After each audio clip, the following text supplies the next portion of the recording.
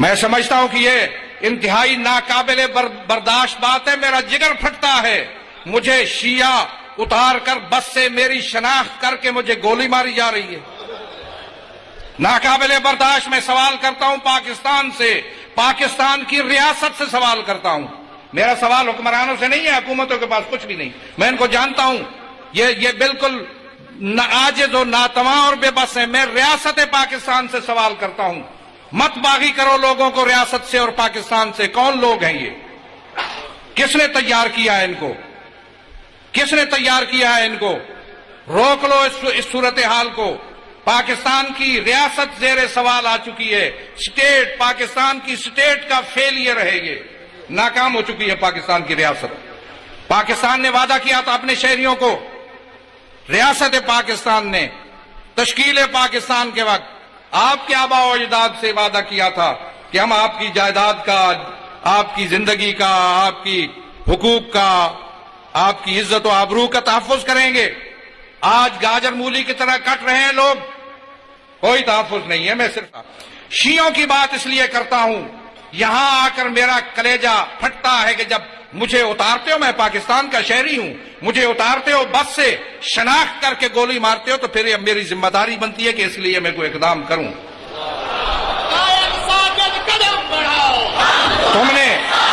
رک جاؤ. تم نے کوششیں کی تشیع کو بدنام کرنے کی.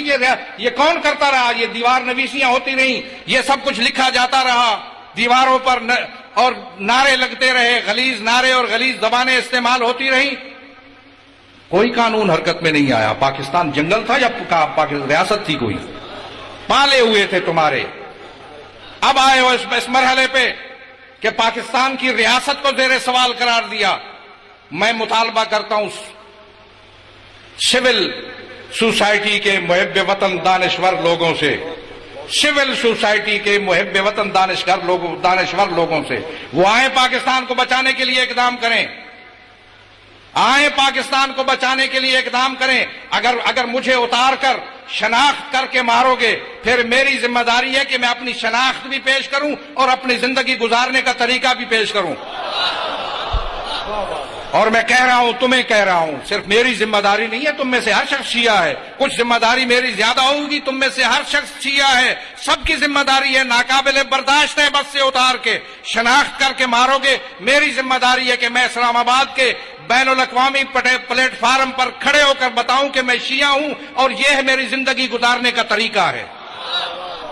نہیں دے سکے ہو تم ضمانت اس بات کی, نہیں دے سکے ہو ضمانت اس بات کی, لیکن میں یہ سمجھتا ہوں کہ اس کے لیے آپ کی تیاری کی ضرورت ہے. آمادہ ہو جاؤ, اس کے لیے تیار ہو.